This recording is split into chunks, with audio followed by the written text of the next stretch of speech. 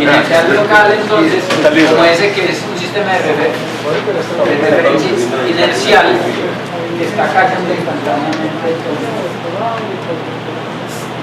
bajo la acción de la gravedad. Usted se puede deshacer del campo de gravitación. Usted quiere bajar de peso, córtele las cuerdas a un ascensor y ya pierde todo el peso que le estaba sobrando. Y entonces en ese tipo de sistemas de referencias en los que nos vamos a parar, y eso nos da pie entonces para establecer lo que en relatividad general se conoce como el principio de equivalencia. Es decir, el principio de equivalencia dice que todos los sistemas de referencia locales, es decir, esos que van cayendo libremente bajo la acción de la gravedad en un instante de tiempo cortico, caen libremente y no están rotando, son equivalentes, todos. Porque ninguno de esos sistemas de referencia usted se da cuenta de si se está moviendo o está parado en la mitad del espacio. ¿Ya? Miren que pongo la condición de que además el sistema de referencia no esté rotando, porque ya les había mostrado un videito, ¿se acuerdan? El de los señores jugando con las pelotas de básquetbol, que cuando usted está en un sistema de referencia rotante aparecen fuerzas ficticias, y no pueden aparecer fuerzas, porque fuerzas implican aceleraciones, y aceleraciones implican sistemas de referencia inerciales. Cualquier sistema de referencia local que cae libremente, que no está rotando, va a ser equivalente en términos de la aplicabilidad de las leyes de la física. ¿Ya? Las leyes de la física son las mismas en todos los sistemas de referencia inerciales locales. Y este es el principio de equivalencia, y sobre ese entonces nos vamos a parar a mirar dos o tres consecuencias interesantes de la relatividad general, que son las que vamos a discutir ya mismo y que van a tener implicaciones importantes para la discusión que viene a continuación en relación a la dinámica del universo. Entonces, consecuencias en general de todo esto que hemos acabado de discutir. La primera de ellas es que la propagación entonces de la luz en el espacio-tiempo en general sigue trayectorias curvas. Una línea recta también es una curva. Es una curva recta, ¿ya? Pero en términos generales, los rayos de luz siguen entonces trayectorias curvas, y ya lo habíamos visto con el caso del fenómeno de la lente gravitacional, y aquí lo vamos a volver a ver en el caso del sistema de referencia que cae. Entonces, consideremos una situación como la siguiente. Supongamos entonces que estamos parados en el interior de un ascensor, ¿sí o qué? Estamos parados en el interior de un ascensor y tenemos la lamparita. La lamparita que tira un fotón de luz de una longitud de onda dada. Supongamos que exactamente en el mismo instante en el que yo aprieto el botoncito para que salga disparado el fotoncito, cuando yo aprieto el botoncito, disparo el fotón y hay un aparato que corta el cable que tiene sostenido al ascensor. La pregunta es entonces, ¿cuál es la trayectoria que sigue el fotón?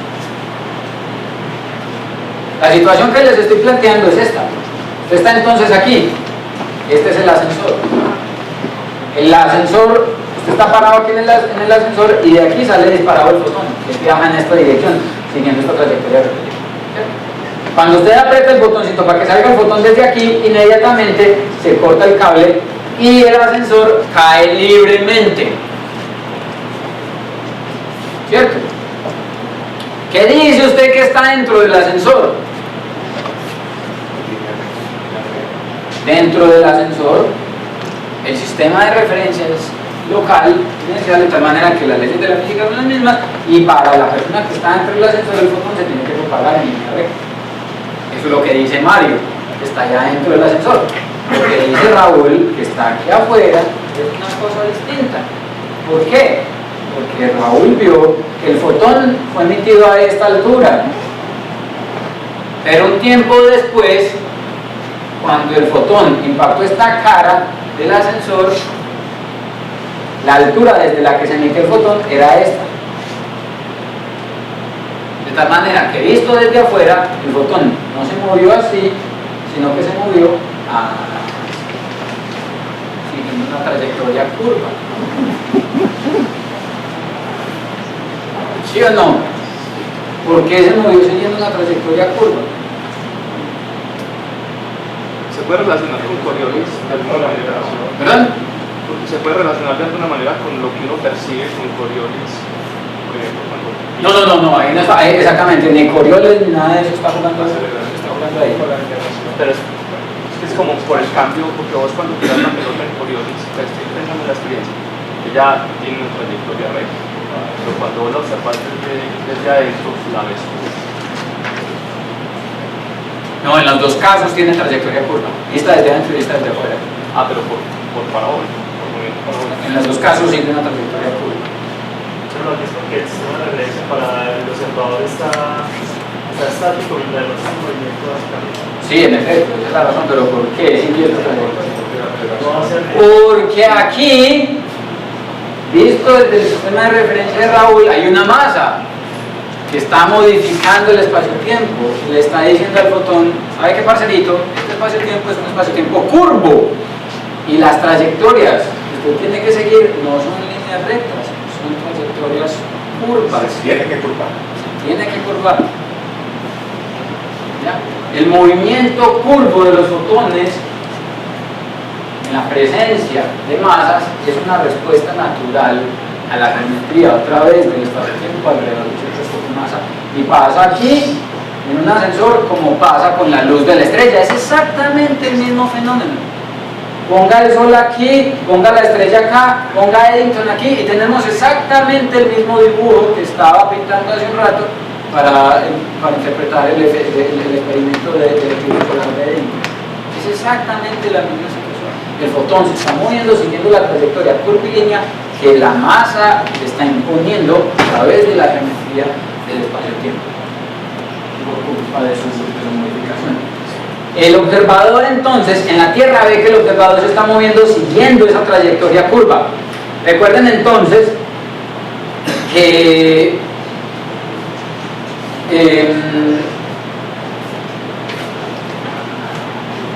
no puede hacer los cálculos, aquí no se puede, no puede hacer los cálculos son relativamente sencillos pero engorrosos, pero uno puede calcular el radio de curvatura de esta trayectoria. Uno puede suponer que este segmentico aquí es de alguna forma aproximadamente igual a una circunferencia, por ejemplo, calcular el radio de curvatura, es decir, calcular que si esta fue la trayectoria que siguió el fotón cuando estaba aquí adentro del ascensor, ¿cierto?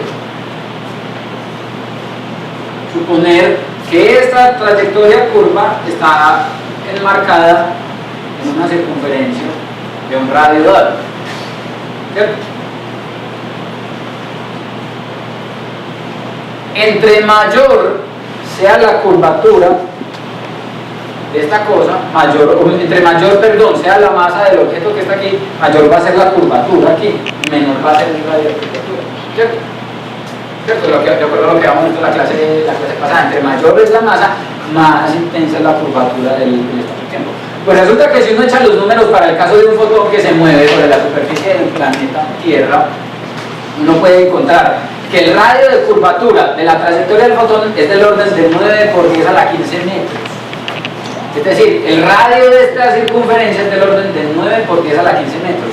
9 por 10 a la 15 metros es casi un año luz.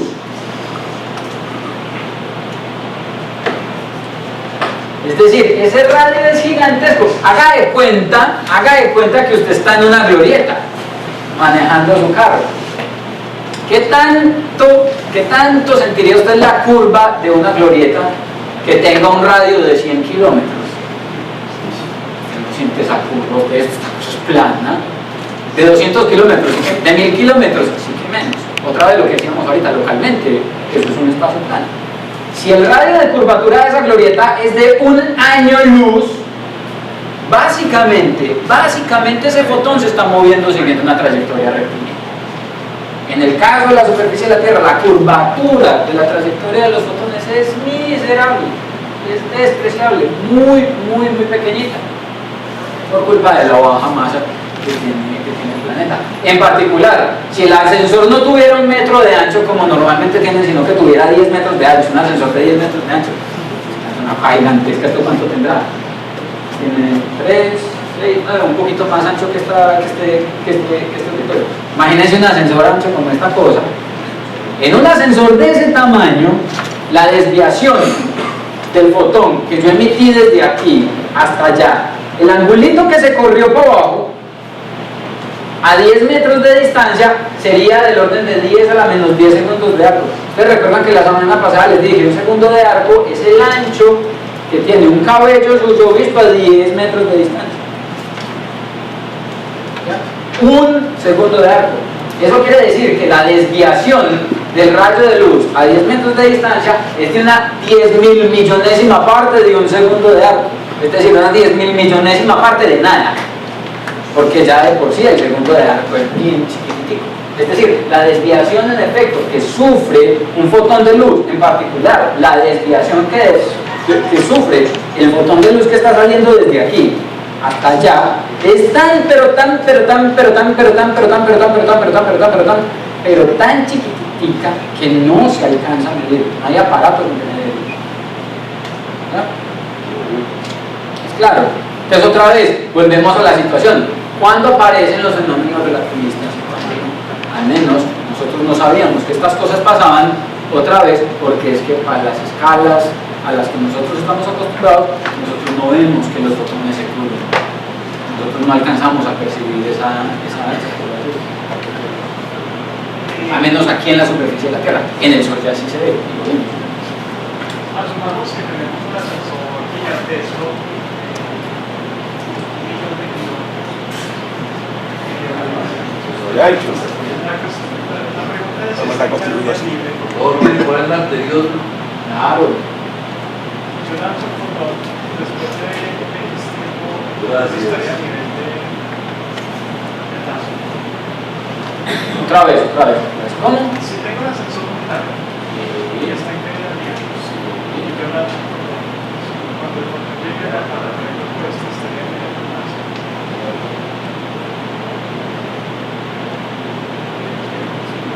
Pero visto desde dónde. Desde el de arriba. Pues tiene que estar ahí. Tiene que estar. ¿Por qué? Porque visto desde adentro, la persona que está dentro del ascensor no sabe dónde está. Él cree que está en la mitad de la nada. ¿Cierto? Vos estás metido en ese ascensor de 1 millón de kilómetros de longitud con todas las ventanas cerradas, flotando. Pues no sabes.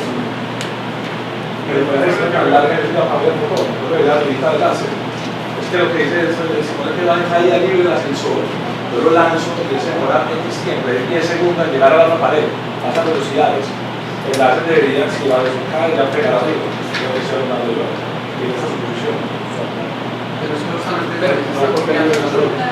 Sí, no, pero hay un ascensor gigantesco donde se demora mucho en llegar al otro lado. Entonces, ya la caída. Pero otra vez, ¿esto desde dónde? Desde que está dentro del ascensor. ¿Qué?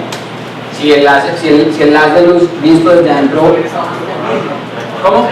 Ah, de 10 segundos. Al llegar tiene que pegar arriba. Sí. Pero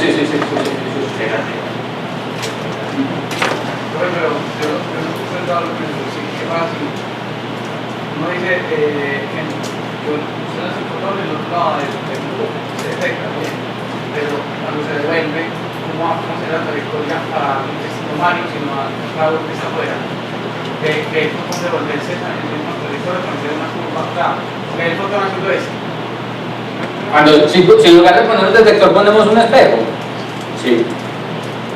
Haciendo así. Es exactamente la misma situación, simplemente obvia. Eso es simplemente entonces una forma distinta de ver entonces la trayectoria de curva que siguen los fotones entonces en el espacio-tiempo, que es otra vez simplemente un replanteamiento de lo que ya habíamos discutido acerca de las trayectorias de las partículas iniciales. Este es un efecto importante entonces asociado con el movimiento de los fotones en la presencia del campo gravitacional, y es el corrimiento al rojo gravitacional. ¿Ustedes recuerdan entonces que hemos hablado del redshift? El redshift es cuando hay un movimiento, usted es una fuente emisora de ondas, de sonido o de luz, de lo que quiera. Cuando hay movimiento relativo entre el detector y el emisor de las ondas, las características detectadas son distintas a las características de la onda emitida. Si ellas se acercan, la frecuencia de detección se incrementa. Si ellas se alejan, disminuye. Si es luz, por ejemplo, cuando el movimiento es relativo es de acercarse, entonces las longitudes de onda se corren hacia el azul, y si es de alejarse, se corren hacia el rojo. ¿Ya? En general nosotros lo llamamos redshift gravitacional, pero es un corrimiento espectral gravitacional que puede ser bien hacia el rojo o hacia el azul. Entonces consideremos otra vez una situación como la siguiente. Supongamos entonces que tenemos otra vez el mismo ascensor. Tenemos el mismo ascensor que ahorita de 1 metro, no de 1.000.000 de kilómetros. Un ascensor normal, damos experimentos razonables, más o menos a la velocidad de la luz, un ascensor que está colgado de una cuerda. Y tenemos exactamente el mismo aparatico, pero ahora no lo ponemos aquí, sino que lo ponemos en el piso. De tal manera que cuando yo emito el fotón de luz, un fotón de una monocromático, de una longitud de onda específica, cuando yo emito el fotón, corto la cuerda. ¿Ya? Entonces, esa es la situación. La pregunta es entonces, ¿cuál va a ser la frecuencia? Bueno, pongamos ahora, además de tener el emisor de fotón en el piso, el emisor de fotones en el piso, pongamos en el techo un detector. Un detector que va a identificar el fotón que llega al techo. Aquí, donde llega en el techo del ascensor, donde llega el fotón que está siendo emitido desde el piso, pongo una cámara CCD que me permite medir las características del fotón de luz que está viajando dentro del ascensor. ¿Cuál sería la frecuencia de la luz entonces que mediría Mario o que mediría el detector que se está moviendo con Mario en el interior del ascensor? ¿Ustedes qué dicen? Pues ya les llegué. No tienen por qué cambiar. Recuerden, el ascensor es un sistema de referencia inercial local. Las leyes de la física aplican igual ahí adentro, las mismas, de tal manera que como es un sistema de referencia inercial local, el man emite un fotón rojo y arriba debió haber visto que llegó un fotón rojo. El detector debió haber sacado un letrero que dice fotón rojo. No más. La situación es más o menos como esta entonces. Usted tiene el ascensor, tiene el detector aquí arriba con el que va a medir entonces la frecuencia del fotón que fue emitido desde aquí y que llegó hasta acá. Apenas usted emite el fotón, aquí corta entonces el cable acá, de tal manera que mientras que el fotón viaja hacia arriba, esta parte del techo del ascensor viaja hacia abajo. ¿Sí o qué? Y ahí ya hay un problema, porque hay movimiento relativo entre la fuente y el detector. En principio, por ese movimiento relativo entre la fuente y el detector, debería aparecer un corrimiento doble, ¿cierto? En particular, como el emisor, que fue el fotón que estaba aquí, el movimiento relativo acercándose, la longitud de onda que debería medir el detector visto desde afuera, ¿cierto? Es una longitud de onda asociada a un color azul, porque se corrió hacia el azul. Recuerden lo que les acabo de decir: si el movimiento relativo acerca los cuerpos, hay corrimiento al azul; si el movimiento relativo acerca los cuerpos, hay corrimiento al azul. El movimiento relativo está acercando los cuerpos de tal manera que debería detectar un corrimiento hacia el azul. ¿Sí o no? Entonces, ese es el problema. El problema es que el detector es un detector que saca un letrero que dice rojo. Y eso es invariante. Es como la masa del electrón. Si aquí dice rojo, la relatividad general no establece una regla de transformación de rojo a azul cuando usted escribe rojo y luego azul. No, si aquí dice rojo, cuando Raúl vea el letrerito que sale aquí, ¿qué debería decir? Rojo. La relatividad general no cambia los caracteres con los que usted escribió, ni la relatividad especial no. Aquí saca un letrero que dice rojo, aquí va a salir un letrero que dice rojo.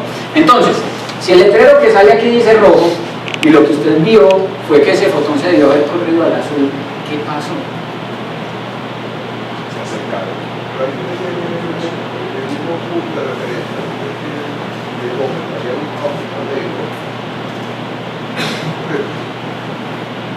Raúl está en ese punto, que es un punto de referencia, y el rojo, el sector está aquí. Sí.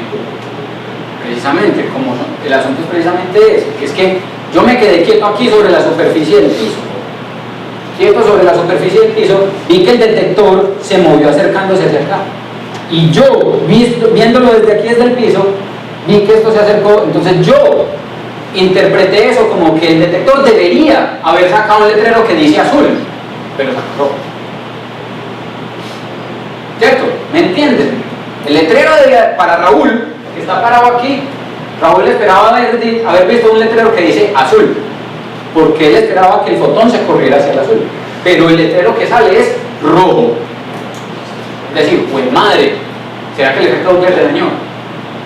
A ver, revisemos. No, en efecto, el movimiento relativo entre la fuente y el detector hace que se acerque.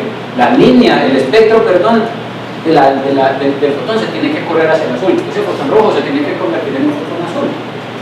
Pero el detector detecta un fotón rojo. ¿Qué tiene que haber pasado ahí?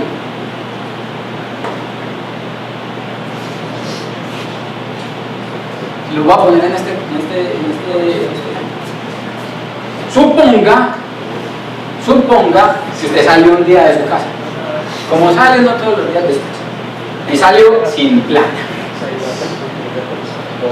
O no, o salió con 100 pesos. Salió con 100 pesos. Porque no, como por eso, como todos los días. Como todos los días. Por eso dije, pues esa es la aclaración. Él salió con 100 pesos. Usted llega y en la mitad del camino se encuentra otros 100 pesos. Y se los mete en el bolsillo. Y en todo el día no se gasta nada, como todos los días. Cuando llega a la casa, se saca la plata de los bolsillos y solamente encuentra 100 pesos. Usted está seguro que debió haber salido un letrero 200. Usted sacó 100. Mire que nos está pasando lo mismo. Usted estaba pendiente que aquí le saliera azul y le salió rojo. Usted estaba pendiente que le salieran 200 y le salieron 100. Y usted se esculca y eso se lo rebusca y se mira las medias, los zapatos, levanta la suela y nada. Usted saca y saca 100. ¿Qué pasó? Perdió. Votó 100. Se encontró 100 y votó 100, de tal manera que 100 menos 100 lo dejaron con lo que usted tenía inicialmente. Lo que pasa aquí debe ser exactamente lo mismo. El fotón está ganando desde este punto de vista una longitud está corriendo hacia el azul por cuenta del movimiento relativo con el fotón. Y algo tiene que estar pasando mientras que el fotón viaja desde aquí hasta el detector, que hace que pierda lo que ganó por culpa del movimiento relativo con el detector. Es decir, tiene que haber un corrimiento al azul asociado al movimiento del detector, pero tiene que haber un corrimiento al rojo, mientras que el fotón se mueve de abajo para arriba, que se compensa y hace que el letrero que salga aquí sea rojo. ¿Ya? Eso es lo que... El efecto gravitacional. Eso es lo que pasa. Entonces, miren cómo es el asunto. Miren entonces que la distancia real que recorre el fotón es esta. ¿Cierto? Ustedes recuerdan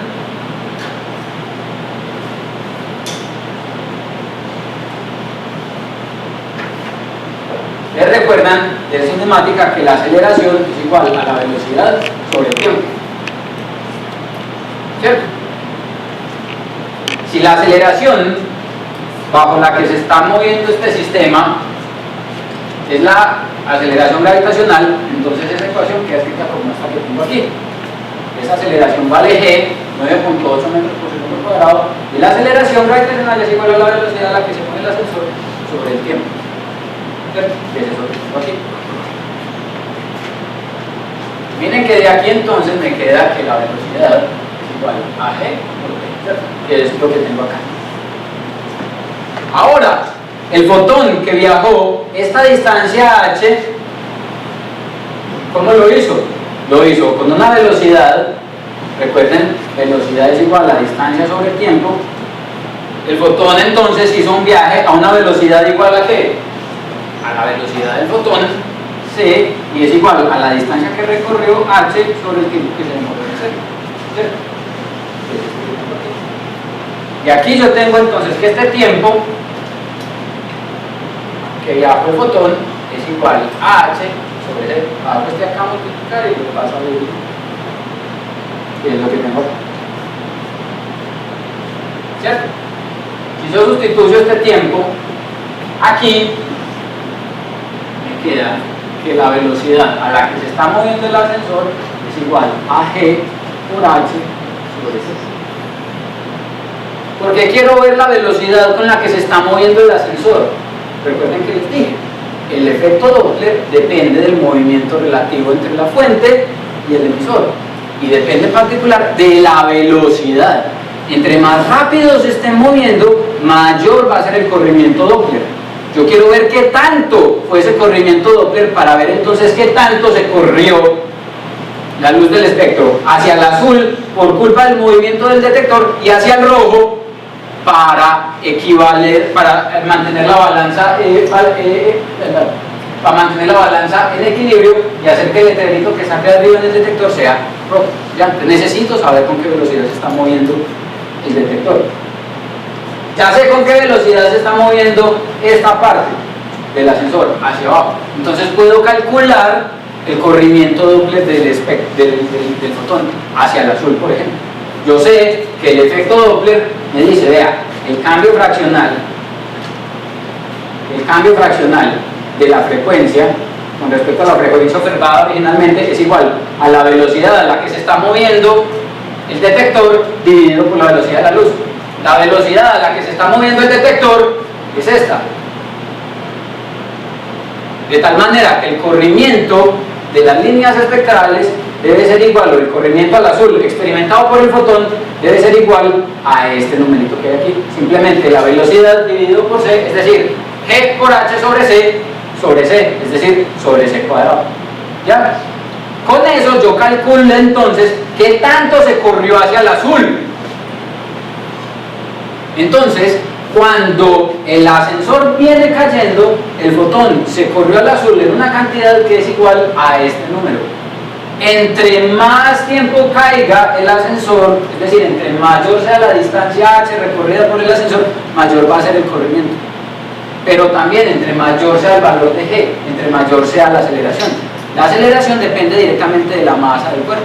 Entonces, entre más masivo sea el cuerpo, también mayor va a ser el corrimiento Doppler. Entonces, el corrimiento Doppler debería ser proporcional a qué tanto se ha movido el objeto o a qué tan masivo es el objeto sobre el cual está cayendo. ¿Ya? ¿Sí o no? Díganme si no. ¿Sí? Entonces, esta es la cantidad que se debió haber corrido la luz roja, vista desde el punto de vista de Raúl. La luz roja que se emitió desde aquí se debió haber corrido hacia el azul en esta cantidad. ¿Sí? Pero para que la cámara que está aquí arriba detectara el mismo fotón rojo, entonces algo debió haberle pasado al fotón mientras viajaba de aquí para arriba corriéndose hacia el rojo. El corrimiento al rojo tuvo que haber tenido exactamente el mismo valor, pero negativo, de tal manera que más 100 que se encontró menos 100 que votó lo deja con los 100 con los que salió. De tal manera que el fotón se debe correr al rojo, con este signo cuando lo pongo en rojo, exactamente en la misma cantidad. De tal manera que se corre al azul esto y se corre al rojo esto, y los efectos se cancelan cuando el fotón llega al detector. El efecto neto es que entonces cuando el fotón se va moviendo desde abajo hacia arriba en la presencia del campo gravitacional, se corre al rojo, porque ese fenómeno de correrse al rojo del fotón es independiente de si el ascensor está cayendo o no. ¿Sí o no? El corrimiento al azul depende de si el ascensor se está moviendo o no, ¿cierto? Si el ascensor se queda quieto, no se va a correr al azul.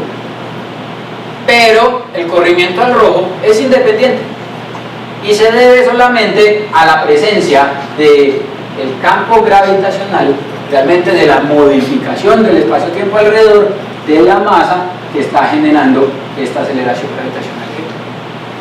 ¿Sí? Este corrimiento que aparece aquí entonces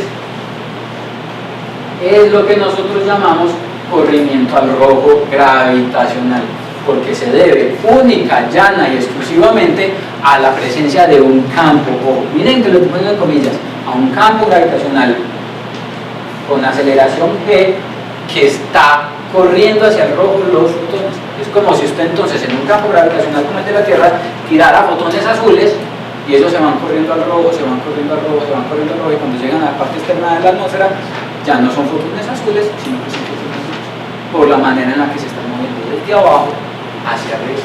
Eso es el corrimiento al rojo gravitacional. Miren que el corrimiento al rojo gravitacional, entonces, como les decía ahorita, depende de qué tanta distancia ha viajado el fotón. Es decir, el fotón azul emitido desde aquí es menos azul acá, y es menos azul acá, y cada vez es más rojo.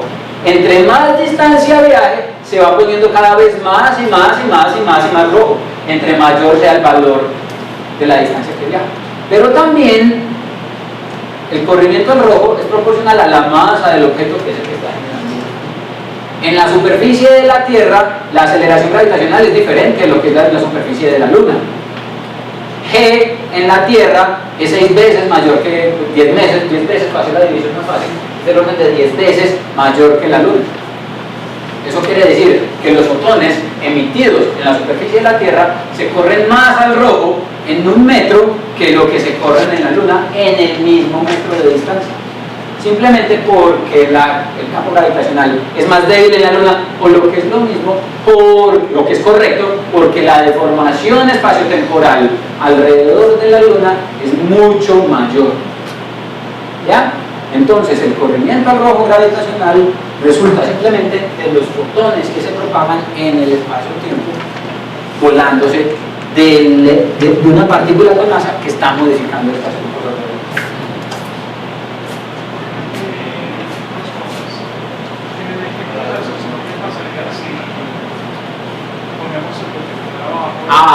Exactamente. Entonces miren, ¿qué pasa si lo que usted hace es voltear el experimento? ¿Qué pasa si usted pone el detector abajo y tira el fotón desde arriba? El fotón entonces no se va a correr hacia el rojo, sino que se va a correr hacia el azul. Entonces, si usted pone la lámpara aquí, este fotón rojo que estoy emitiendo, cuando va cayendo, se va corriendo hacia el azul, en exactamente la misma proporción. Entonces, cuando se está volando del cuerpo se corre hacia el rojo, y cuando se está acercando al cuerpo se corre hacia el azul. Ahí estás viendo cómo. ¿De dónde sale o acaso sale el ¿Perdón? ¿De dónde sale el fotón acaso? No, porque cambia la longitud de onda, pero cambia la frecuencia numérica, la velocidad permanece constante.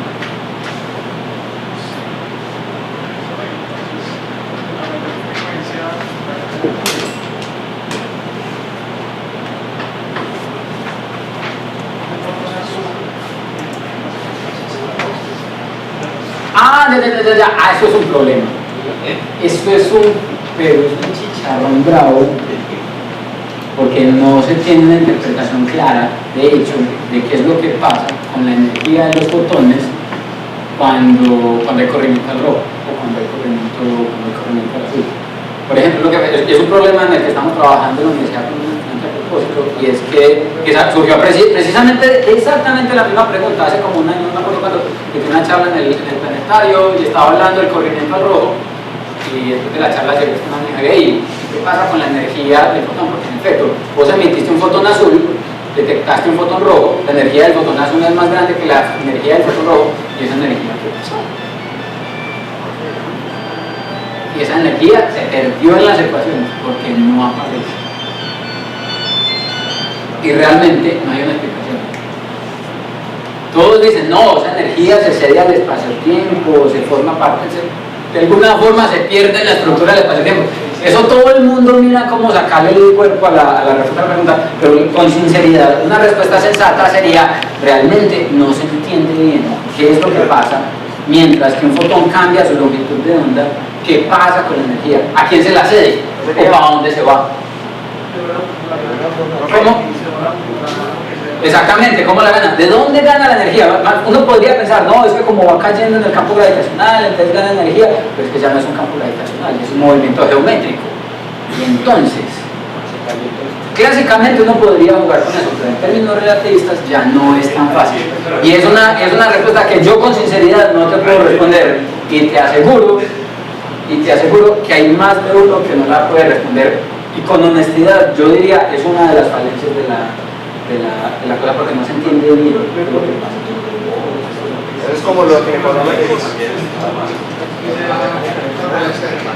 de la teoría. Una falencia de no poder interpretar qué es lo que pasa con eso. No es aparente porque vos lo medís. Vos lo medís, vos emitís un fotón rojo y medís un fotón azul, ¿de dónde hay esa energía?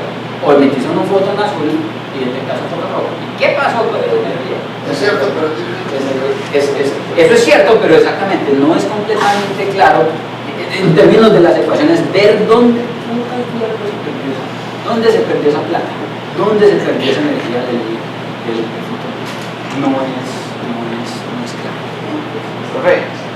Entonces, no sería como lo mismo que le pasó al caso de Mercurio con la mecánica newtoniana. Yo, el trabajo que estoy haciendo con el estudiante va en esa dirección, como que, madre, miremos a ver si le damos en la jeta la relatividad con esta cosa, porque es algo que no se entiende realmente, bien.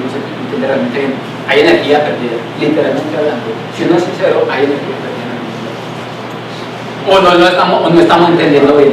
¿En qué se podría transformar esa energía? Pregúntame en 2 años.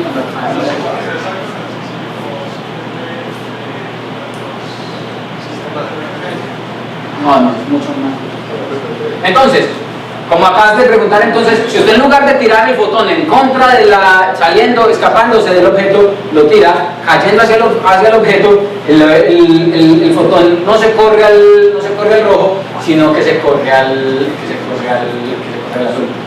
Pila, recuerden entonces, el campo gravitacional es equivalente a un espacio-tiempo curvo. Entonces, cada que yo voy a hablar de campo gravitacional, y estoy hablando de campo gravitacional, pero cada que yo les hable el término campo gravitacional, utilicen la concepción relativista, es decir, espacio-tiempo curvo alrededor de un objeto. ¿Ya? Cuando la partícula cae entonces en el campo gravitacional de un objeto, se mueve en el espacio-tiempo curvo alrededor del objeto, se corre hacia el azul o se corre hacia el rojo, dependiendo entonces de la manera en la que se mueve. La frecuencia de los fotones cambia en el espacio-tiempo curvo. Y eso entonces produce un efecto Doppler, que nosotros llamamos efecto Doppler gravitacional. Corrimiento al rojo gravitacional, como les decía al principio, pero miren que ese corrimiento al rojo puede ser corrimiento al azul. La llamamos corrimiento al rojo simplemente por nombre, pero es corrimiento al rojo o corrimiento al azul. Es que esa energía no es cuando se habla de frecuencia, se está hablando de longitud de onda, porque siempre pues han mostrado que la longitud de onda es una distancia entre las crestas de la onda. Entonces esa variación no está asociada de pronto. Si yo hablo de distancia y estoy hablando del fenómeno relativista, no nos han explicado el tema de la contracción en la dirección del movimiento. Esa es una de las posibles interpretaciones que se da. Pensar entonces cuando te estás moviendo con el fotón, con esas montañas, longitudes, y ver a ver dentro del sistema de referencia del fotón cómo pasaría las cosas. Pero otra vez, esas son las cosas que no van a ir. Hagamos un ejemplo. Yo no lo hice en términos de número porque quiero que, como yo sé que hasta ahora ya están dormidos, están tostados, entonces quiero que hagamos la numerología, que me ayuden. ¿Cuánto cambia? Vamos a hacer un experimento. Este experimento lo pueden hacer ustedes en su casa. Simplemente tienen que conseguir el detector. Pero este experimento lo pueden hacer ustedes en su casa. Suponga que usted tiene una torre de 22.6 metros. Una torre de 22.6 metros, ¿cuánto tiene el edificio Coltejer? Tiene como 70, 50, 60, no sé. Entonces, usted aquí tiene suficientes edificios en los que puede hacer esto. Entonces, suponga que usted tiene una torre de 22.6 metros y que desde el piso tira hacia arriba un fotón de luz. Mire que no importa de qué color. Mire que no importa de qué color, porque mire que lo que nosotros vimos es que el cambio en la frecuencia es igual a ¿qué? ¿Cómo era la formulita? G por H sobre C cuadrado. Miren, el cambio en la frecuencia. Todas las frecuencias se corren iguales, es decir, si usted prende una secuencia de lamparitas roja, amarilla, verde, naranjada, verde pollito, todos los fotones de cada una de las lámparas se va a correr exactamente en la misma cantidad. El corrimiento es completamente independiente a la naturaleza del fotón, y eso es lo que es importante. Es independiente a la naturaleza del fotón y es completamente dependiente de la naturaleza del espacio-tiempo en el que se está moviendo el fotón. ¿Ya? Entonces, independiente de la frecuencia a la que esté, de la luz que está emitiendo, el corrimiento al rojo es del orden de G por H sobre C cuadrado. ¿Cierto? Entonces, si la torre que usted está utilizando tiene 22.6 metros, el corrimiento fraccional en la frecuencia de ese fotón que usted está emitiendo es de 9.8 metros sobre segundos al cuadrado, que es el valor de G, ¿cierto? La aceleración de la gravedad, multiplicado por H, que sería 22.6 metros, dividido la velocidad de la luz al cuadrado, es decir, 3 por 10 a la 8 metros sobre segundo al cuadrado.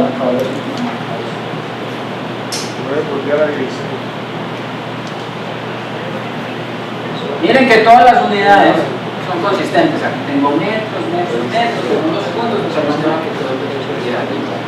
¿quién tiene una calculadora por ahí para que lo haga? Este se puede hacer en calculadora, no es como el de la semana pasada que había que hoja de cálculo para mirar hasta la 20ª cifra decimal.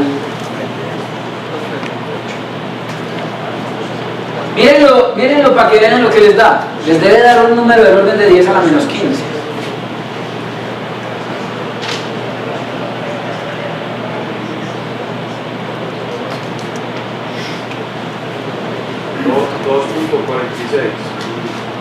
Volvía a la que de los 15. Entonces que el cambio fraccional en la frecuencia es igual a 2.46 porque es a la menos 15. Miren, el cambio fraccional es de 0.00000000000000002. Es despreciable, mega chiquitico. Lo que da piedra es que esto de verdad se puede medir. En laboratorio uno puede utilizar un espectrómetro de alta precisión y medir eso, y ese experimento se ha hecho y es otra verificación experimental de la relatividad general. Este experimento se ha hecho en Berkeley, por ejemplo, y uno puede entonces, por eso conozco la altura exacta, en una torre de 22.6 metros se emite un fotón de rayos gamma que tiene energía suficiente para poder ser detectado, un fotón de rayos gamma asociado a un decaimiento de un núcleo de hierro inestable, y ese fotón entonces viaja a esos 22.6 metros y se corre al rojo en menos de una billonésima parte. Esa es la 15, sería una centésima parte de una billonésima parte de la frecuencia original del fotón. Es decir, el cambio fraccional es básicamente nada, el corrimiento al rojo es muy pequeñito, es básicamente imperceptible, pero aún así lo podemos medir, y midiéndolo verificamos en efecto que el corrimiento que se observa es este, que es el predicho, y se convierte entonces en un experimento más que verifica las predicciones de la relatividad general. Realmente creo que tiene una pregunta. Entonces, en el otro ejercicio, si no cortamos el ascensor, esa variación sería perceptible, ¿ok? Por eso, este es precisamente lo que es ¿Cuándo se corta? esto es. No, yo no lo estoy midiendo. Por eso, no, pero esto, midiéndolo no notaríamos variación, no notaríamos variación alguna. Esto es lo que corresponde solamente a la plata que se perdió, a la frecuencia perdida por la longitud, por el fotón, perdón, mientras iba subiendo hacia arriba. Por el incremento. la cosa del espacio-tiempo. Sí. Pero si en el otro ejercicio no contáramos el ascensor, nada, sería más lógico. Sí, exactamente. Exactamente, sería imperceptible, dependiendo de la cámara. En efecto, un ascensor, ¿cuánto tiene un ascensor? 3 metros. Hagan la cuenta en su casa. Si con una torre de 22.6 metros el cambio es de 10 a la menos 15, en un ascensor de 3 metros sería un factor de 10 menos, del orden de 10 a la menos 16, casi 10 a la menos 17. No olviden nada. La unidad más pequeña medible por el ser humano de energía. ¿A qué me refiero con eso? Con tu experimento, lo que sabes con tus alumnos, esto que representa ese cambio de frecuencia en energía que equivale, milésimas de electronvoltio. No, fracciones de electronvoltio. La energía que tiene una onda de radio es de... Uno puede tranquilamente hablar de... No tengo el nombre exacto, pero uno puede hablar de una milésima de un electronvoltio. Una onda de radio. Y eso es detectable con su Walkman, pero los Walkman ya no existen. Radio normal. Es decir, la unidad mínima de energía es realmente pequeña. Y este cambio es perceptible. Es decir, hay un proceso energético asociado a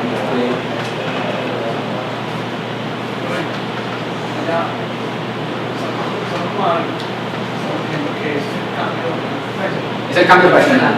Por eso es el cambio, por eso el hecho de decir es el cambio fraccional.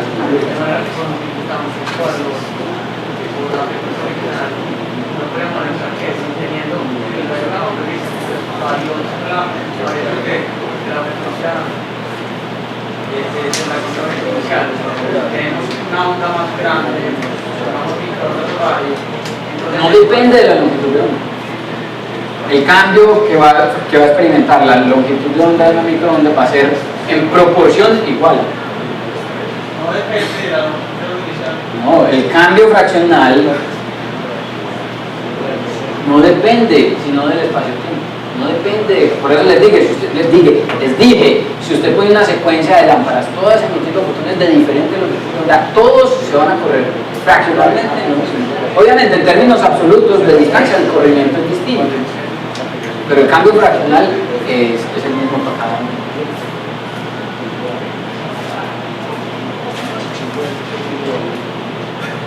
En particular, entonces, miren que les acabé de decir entonces, el cambio en la frecuencia depende de cuál es la masa del objeto que hay en el centro perturbando el espacio-tiempo y de qué tan lejos estás. ¿Adelante o atrás? Esta, la mente. No, ya voy para allá. Es que no me acuerdo de la cosa. Esta. Por eso.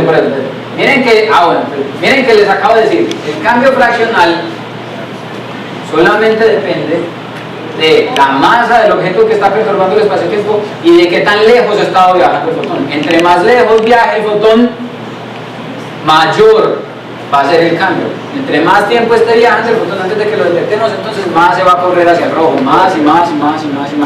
¿Ya? Si usted se ubica a una distancia infinita, que sería más o menos la distancia en la que estamos nosotros de una estrella, en términos generales, pues es infinito porque cuando hablo de una distancia infinita me refiero a que si este es el espacio-tiempo plano, ¿cierto? Y este es el espacio-tiempo perturbado por una masa m, una distancia infinita para mis propósitos es una distancia suficientemente lejana como para que yo aquí no alcance a notar la curvatura del espacio-tiempo por culpa de este sitio. ¿Ya? Para mí, Sirio está muy lejos, suficientemente lejos como para que la curvatura del espacio-tiempo inducida por Sirio a esta distancia en la que nos encontramos nosotros sea considerable, de tal manera que eso podría ser una buena estimación de lo que es una distancia mínima.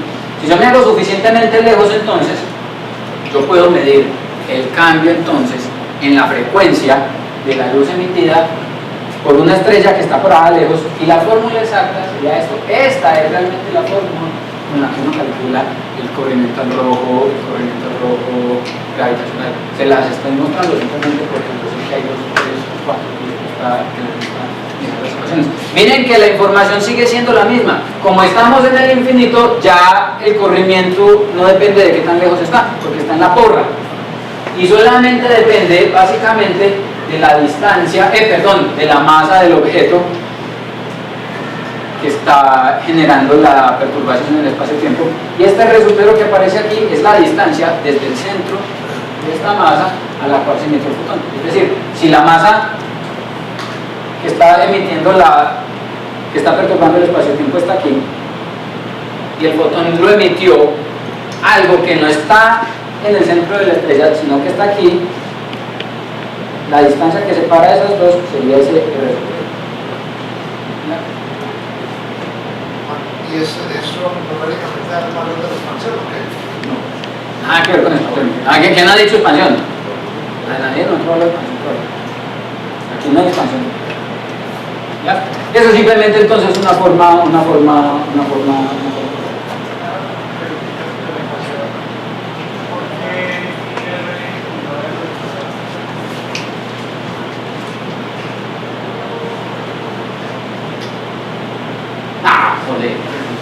Porque R no es reparado, no, porque la forma del no sé.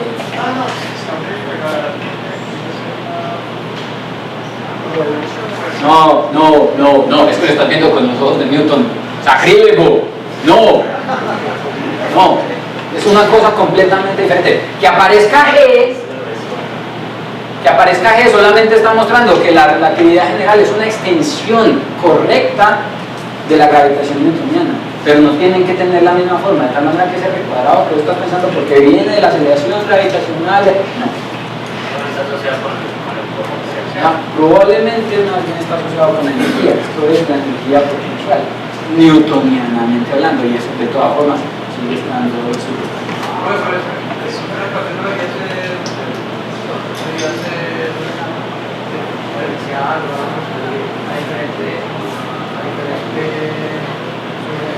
Claro, no, otra vez, esto es una ecuación total, cuando usted está puesto por allá en una distancia infinita. Uno puede complicar esa ecuación todo lo que quiera, pero mi interés no es mostrarles a ustedes las ecuaciones tan complicadas. En los libros son las ecuaciones complicadas. Si uno se forma el espacio y uno tiene un aumento de masa pequeña, ¿cómo se deforma ahí? Pero si la gravedad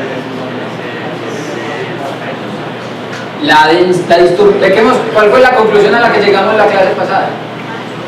La perturbación del espacio-tiempo depende de la masa del objeto más que de su densidad. Efectivamente, de la densidad también va a depender, porque si el objeto es muy extendido, la curvatura del espacio-tiempo se puede hacer comparable con el tamaño del objeto y uno no la alcanza a percibir.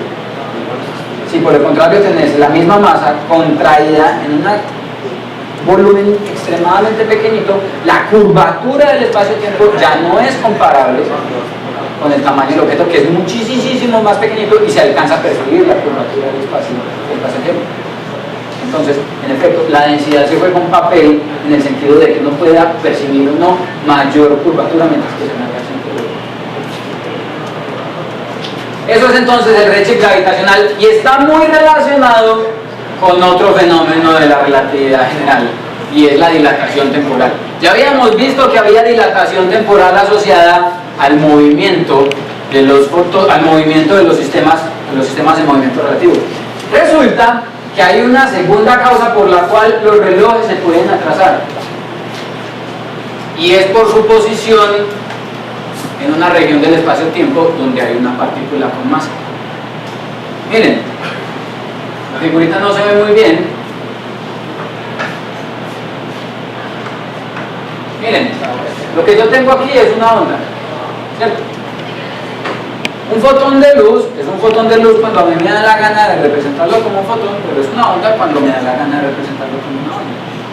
Entonces, ese fotón de luz yo lo puedo representar como una onda. Esa onda está caracterizada por un número que se conoce como el periodo de la onda, que es el que a su vez caracteriza la frecuencia de la onda. El periodo de la onda es el tiempo que se demora la onda en viajar desde este punto hasta este punto, o en hacer una oscilación completa.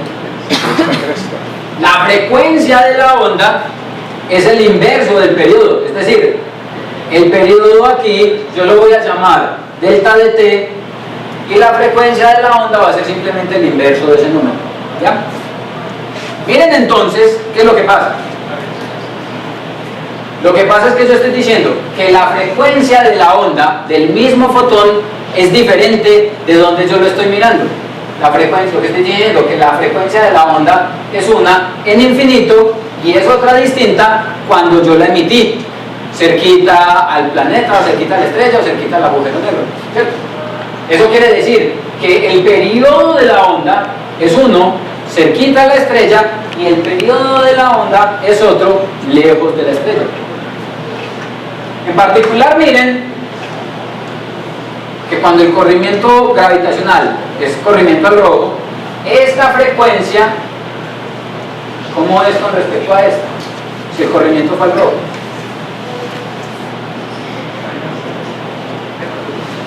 Si el corrimiento fue al rojo, quiere decir que la frecuencia inicial era más azul, lo que quiere decir que es mayor. Si este número es mayor que este, quiere decir que esta división da aquí un número menor que esta. Y eso quiere decir que cuando yo estoy parado en una región del espacio-tiempo y pongo un reloj aquí y pongo otro reloj aquí, el tiempo acá pasa más despacio que lo que pasa aquí. ¿Ya? Miren que en efecto, como este número es más pequeñito, mientras que aquí pasa un segundo, 1 es menor que 10. Mientras que aquí pasa un segundo, aquí pasaron 10. Los relojes aquí caminan más despacio. Los relojes se atrasan en el espacio-tiempo cuando el espacio-tiempo está curvado. En las regiones donde el espacio-tiempo es más curvo, los relojes se atrasan más. Y es un resultado que sale directamente del corrimiento rojo, de ese corrimiento rojo gravitacional. De hecho, el corrimiento al rojo gravitacional es una consecuencia de la dilatación temporal asociada a relojes que están ubicados en dos lugares distintos. Entonces, usted compra dos relojes exactamente iguales, de esos enfermos que compran relojes de 100 millones de pesos, un Rolex con incrustaciones de diamante, te gasta toda la plata que quiera, idénticos, usted lo manda a hacer exactamente iguales. Coge uno y lo deja aquí y se lleva al otro para el 10º piso. Después de un rato, el reloj que se quedó aquí se atrasa, porque aquí, como estamos cerquita al pozo de la deformación espacio-temporal, los relojes corren más despacio. Entonces, mientras que aquí son las 12, aquí son las 11:30, y yo por eso no he terminado clase, porque yo me estoy guiando por la hora que me están mandando desde arriba. Perdón. Exactamente, el problema entonces es que cuando usted tiene eso con un par de roles, eso no se alcanza a notar. Vamos a mirar los números, vamos a mirar si los relojes a esta altura del edificio nos dejan mirar los números. Es claro, hay una segunda causa de la dilatación temporal y es la posición de los relojes en el espacio-tiempo. La posición de los relojes en el espacio-tiempo hace que ellos corran más rápido o más despacio. Relojes en posiciones más profundas en los pozos de deformación del espacio-tiempo corren más despacio con relación a otros que están en regiones más cercanas. Una pregunta, en el ejemplo, en el experimento del ascensor, cuando derivaste ahí las relaciones para el corrimiento al rojo o al azul, despejaste el tiempo y lo igualaste para reemplazar en la ecuación. Esos dos tiempos, según esto, no deben ser distintos. ¿O por qué lograbas igualar esos tiempos y utilizarlos para reemplazar en la ecuación? Pero fíjate, porque la distancia recorrida es pequeñita. Como la distancia recorrida es pequeñita, el cambio por efecto de la es aceptable. Pero si en efecto no va a considerar el cambio total, tiene que hacer lo que vos decías ahorita, hacer un cálculo preciso, diferencial, y estas ecuaciones entonces realmente se vienen escribiendo diferenciales, ecuaciones diferenciales, integrando en el tiempo. ¿Ya? Pero sí es una cosa que no voy a hacer por acá. Entonces, ¿qué tanto se atrasan los relojes? El cambio entonces asociado con los relojes está cuantificado de esta manera. Si usted tiene un reloj cerquita a la superficie de un planeta y tiene otro reloj a una distancia infinitamente lejana del planeta, ya sabemos qué quiere decir infinitamente lejana por aquí. Entonces, el cambio fraccional o el cambio relativo en el tiempo entre ellos está dado por esta relación. Miren que esta relación en general es menor que 1. Lo que quiere decir que en efecto el tiempo que pasa cerca al pozo de la deformación espaciotemporal es más pequeñito que el tiempo que pasa lejos del pozo de la deformación espaciotemporal. ¿Ya? Miren que delta T0 es más pequeñito que delta T infinito. Y el reloj aquí mide una escala de tiempo menor que la que mide acá. ¿Ya? ¿Qué tanto menor? Depende de la masa del objeto y depende de cuántos pisos por encima o por debajo se encuentra usted. Si usted está aquí, o si está aquí, o si está aquí, en cuál parte del pozo de la deformación. Otra vez, simplemente para que tengamos en cuenta. Entonces, en un espacio-tiempo curvo, nosotros no nos damos cuenta de eso en nuestro espacio-tiempo más o menos plano. Pero en términos generales, en un espacio-tiempo curvo, entonces, los relojes se atrasan. Y es una cosa que se puede verificar con relojes atómicos que te permiten hacer mediciones de hasta un picosegundo de estos relojes el decaimiento de partículas. ¿Perdón? El decaimiento de partículas. Cada procesos cuánticos. Entonces, le digo que eso puedo innovar las reacciones para ellos. Realmente la tasa de control de energía. Para eso es mucho más. El asunto es que, ojo, aquí hay es una cuestión que hay que aclarar. Miren que aquí yo estoy asumiendo que toda la masa del objeto está concentrada en un punto. En ningún momento he considerado el tamaño de la bola de billar. Sí. En ningún momento he considerado el tamaño de la bola de billar o el tamaño de la estrella. Miren que llegué a la misma conclusión con una bola de billar, con una estrella, con un planeta, con un agujero negro. Y es porque no estoy asumiendo el tamaño del objeto. Cuando asumo el tamaño del objeto, yo lo que consigo es la excentricidad, y ahí me complico el asunto, porque en el núcleo del Sol esta masa ya no es la misma, ya es el 10% de la masa total solar. Entonces la cantidad de deformación espaciotemporal es distinta, la masa que está por fuera modifica lo que está por dentro. Entonces el asunto es diferente. Pero en efecto, el fin del cuento es que dentro del Sol la deformación espaciotemporal es distinta y en principio las cosas pasan a una velocidad diferente. La órbita de un satélite es menor entonces.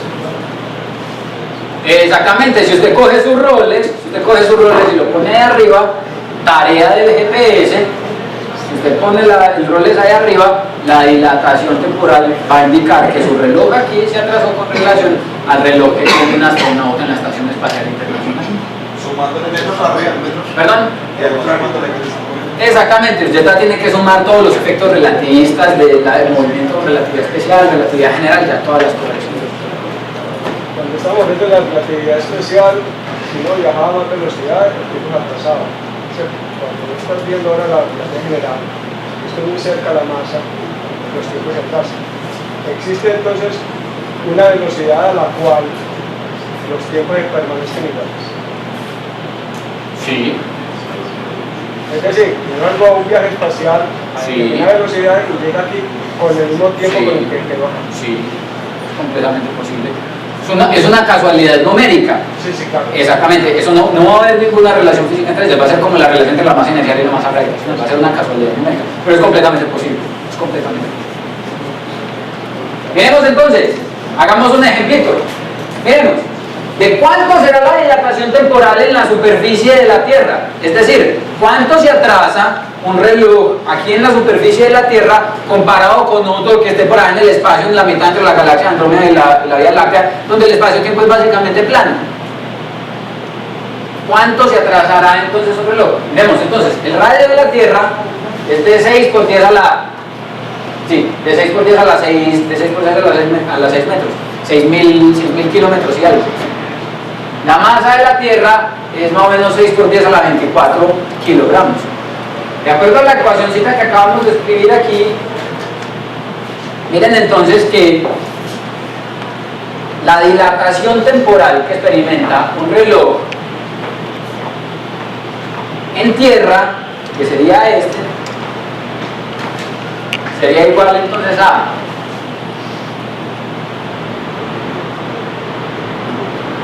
(1) menos 2 por 6.672 por 10 a la menos 11 newtons por metro por segundo cuadrado, bla, bla, bla, las unidades de la fuerza gravitacional, que por la masa de la Tierra.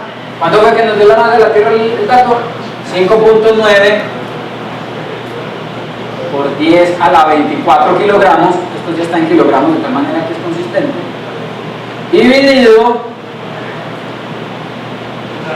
el radio. Nosotros estamos parados sobre la superficie de la Tierra, de tal manera que estamos en la parte más profunda del pozo de la deformación espaciotemporal, es decir, 6.371 por 10 a la 6 metros por la velocidad de la luz al cuadrado, es decir, 3 por 10 a la 8 y todo eso al cuadrado.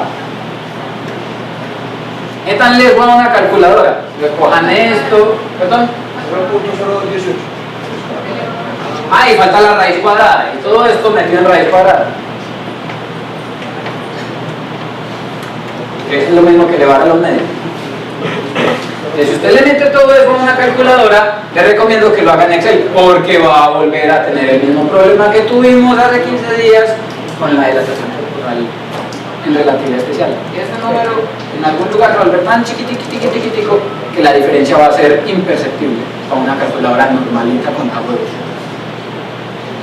Si usted hace ese número, la diferencia fraccional del tiempo medido sobre la superficie de la Tierra comparado con el tiempo que mediría el astronauta por allá a una distancia infinita es de 0.99999999993. 1, 2, 3, 4, 5, 6, 7, 8, 9, 10.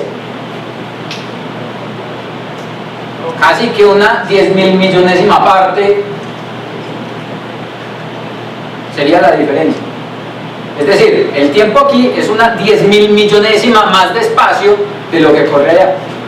Una 10.000 millonésima es básicamente nada. Eso es básicamente imperceptible para su reloj de pulsera. Para un reloj atómico, sí, porque un reloj atómico puede medir tiempos a una presión casi que está por ti. Un reloj atómico puede notar esta diferencia. Su reloj de pulsera no. Por eso nosotros no notábamos que los relojes del 10º piso iban más rápido que los del primer piso. Usted no lo nota, simplemente porque el cambio asociado por culpa del campo gravitacional débil de la Tierra, la masa de la Tierra es tan pequeñita que la modificación en el espacio-tiempo que imprime es tan sutil que nuestros relojes no la alcanzan a percibir. La dilatación temporal por efectos gravitacionales en nuestra vida cotidiana no existe gracias a eso.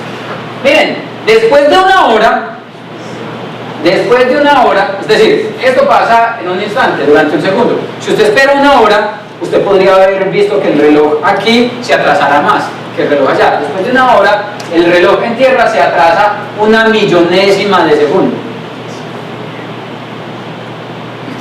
Otra vez, eso no es nada, eso es básicamente imperceptible. Usted tendría básicamente que esperar durante un año y después de un año, ahí sí, usted vería que el tiempo acumulado, el atraso acumulado durante un año demostraría que su reloj se atrasó 2 centésimas de segundo comparado con el reloj en el espacio.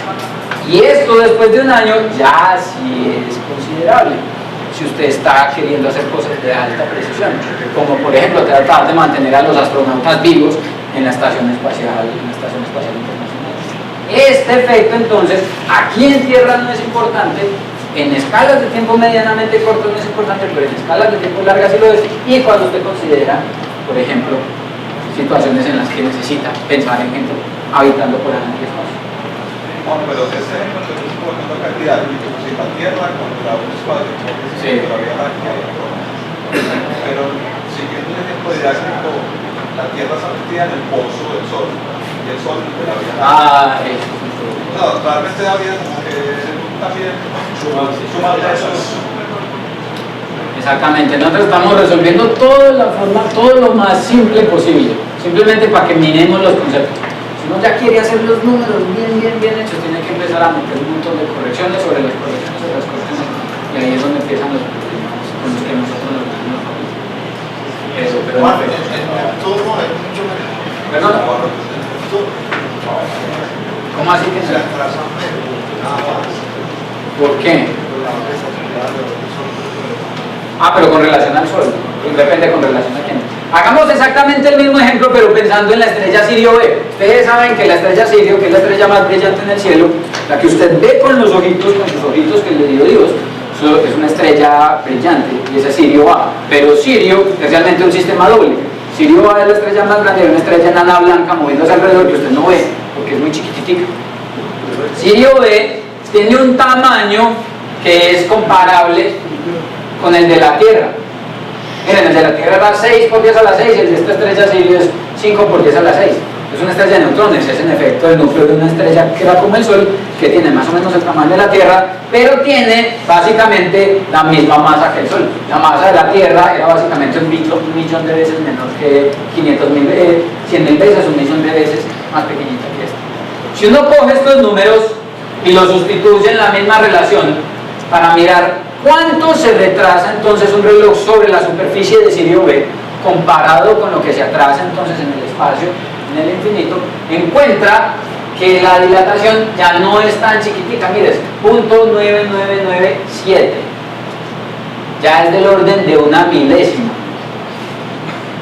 Después de una hora, el reloj de Sirio B se ha atrasado casi un segundo, después de una hora. En un año el retraso va a ser del orden de millones de segundos. En el caso de, por ejemplo, Sirio B, en el caso de una enana blanca, de una estrella de neutrones, de un agujero negro, que son cuerpos compactos, que modifican el espacio-tiempo de manera bastante intensa, los efectos de la dilatación temporal sí son notables en escalas de tiempo medianas y juegan papel importante. Un papel muy importante en muchos de los procesos físicos que se observan en esos objetos. Entonces, es aquí, cuando usted está hablando de objetos compactos y de procesos altamente energéticos, donde la relatividad general otra vez empieza a jugar un papel considerable. ¿Me van a preguntar nada?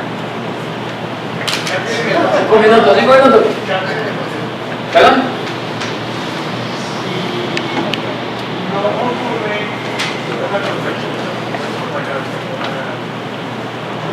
No es contracción de longitudes, es modificación de lo que vos definís como distancia. De lo que les estaba pintando ahorita con la trayectoria de la geodésica en el viaje de Medellín a Bogotá. Entonces no es contracción de longitudes, sino cuál va a ser la distancia. La que sigue el fotón o la que vos crees que debería seguir si el espacio-tiempo fuera plano. Quiero que miremos esta última cosa. Déjenme, yo miro a ver si vamos a alcanzar, por favor, que sí. Pero ya casi. La próxima. Pues ya casi. Déjenme, yo termino. Ustedes están pagando un montón de plata, ¿dónde quieren que los deje temprano?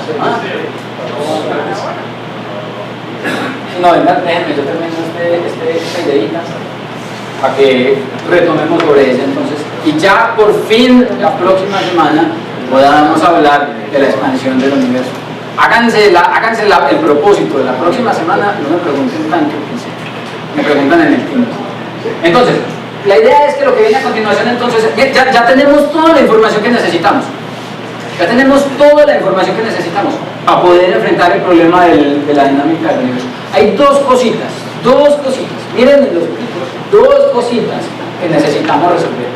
La primera es las condiciones de causalidad en el universo. Cuando un evento puede ser causado por otro. Básicamente, cómo se da el movimiento de los cuerpos en el espacio.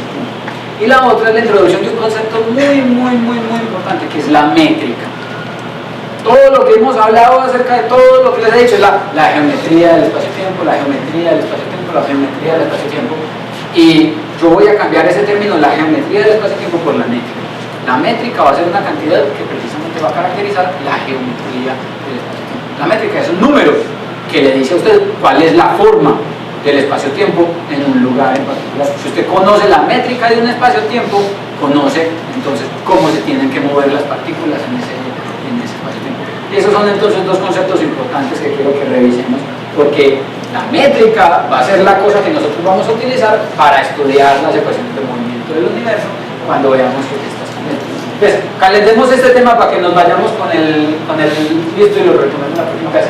Consideremos entonces, para el efecto del movimiento en el espacio-tiempo, recuerden entonces que en el caso de la mecánica newtoniana, espacio y tiempo eran dos partes tiempos, pero para nosotros el espacio-tiempo es una entidad única.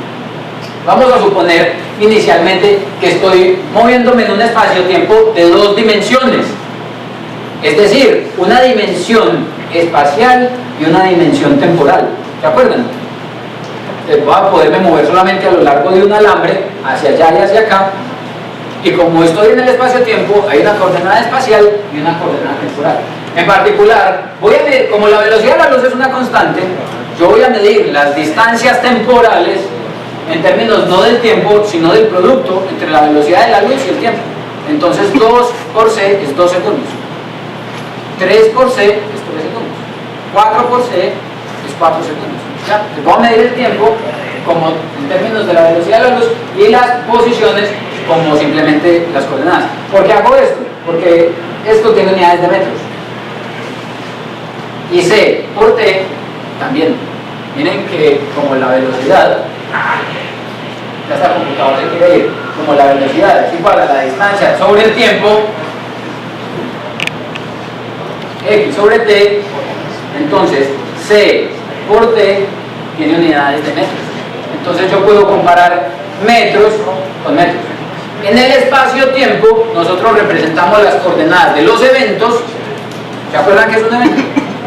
Nosotros representamos las coordenadas de los eventos entonces con un punto de coordenada temporal c por t y un evento de coordenada de posición x. Ahora, supongamos entonces que tengo un fotón y cuando el tiempo es igual a 0 emito el fotón. ¿Qué tanta distancia ha recorrido el fotón en el momento en el que lo emito? 0. Entonces, cuando t es igual a 0, la coordenada temporal es 0 por t, 0, y la posición 0. Cuando ha pasado un segundo, ¿cuál es la distancia? ¿Cuál es la coordenada temporal? c por t. Así, c por t, que es un c segundo. ¿Ya? Esta vez es un error, perdón. No le paren bolas a esta S. Un c. Después de un segundo, ¿qué distancia ha recorrido el fotón?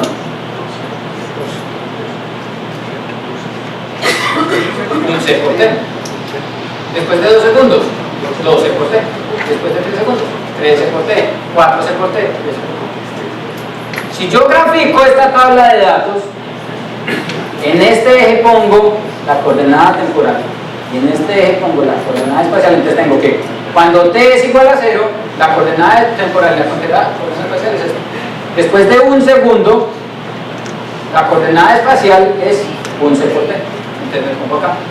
Después de 2 segundos, ha recorrido 2c por t, me pongo aquí, y así sucesivamente. Esta línea roja es la trayectoria del fotón en el espacio-tiempo. Así se mueve un fotón en el espacio-tiempo unidimensional, siguiendo una trayectoria rectilínea. este ángulo aquí es igual a este ángulo aquí, formando un ángulo de 45 grados. A esta línea que nosotros estamos pintando aquí, esta línea roja, la llamamos la línea del mundo, del fotón. Porque sobre esa línea es sobre la cual están aconteciendo los eventos físicos para ese fotón. ¿Por qué? Porque en cada instante de tiempo yo puedo localizar la posición del fotón en el espacio, de tal manera que tengo toda la información necesaria para localizar el evento en el espacio-tiempo. Tengo el tiempo y tengo el espacio. Tengo la coordenada temporal y tengo la coordenada espacial. Cualquier evento, esto pasa para un fotón, cualquier evento o cualquier sucesión de eventos es factible de ser representada en una gráfica de estos, que se conoce como un diagrama espacio-temporal. Y no es más que graficar la posición de la partícula como una función del tiempo, o al revés, el tiempo de la partícula como una función de la posición en el espacio-tiempo, porque tenemos coordenadas de espacio y de tiempo para un universo unidimensional. Lo tenemos que hacer en un universo unidimensional, porque si nos vamos con un universo tridimensional tendríamos que hacer una gráfica de 4 ejes, y eso no lo podemos hacer. Y si lo hacemos en un espacio bidimensional, tenemos una gráfica de 3 ejes, entonces es muy malo para dibujar, entonces dejémoslo así. Cualquier cosa que extraigamos de aquí va a ser completamente extendible al universo de 3 dimensiones en el que usted está. Recuerden la tarea, GPS, relatividad. Profe, el principio de incertidumbre juega ahí. No, en lo absoluto, nada que ver con el principio de incertidumbre. Nada que ver. Mecánica cuántica es un contexto completamente diferente. Nada que ver. No.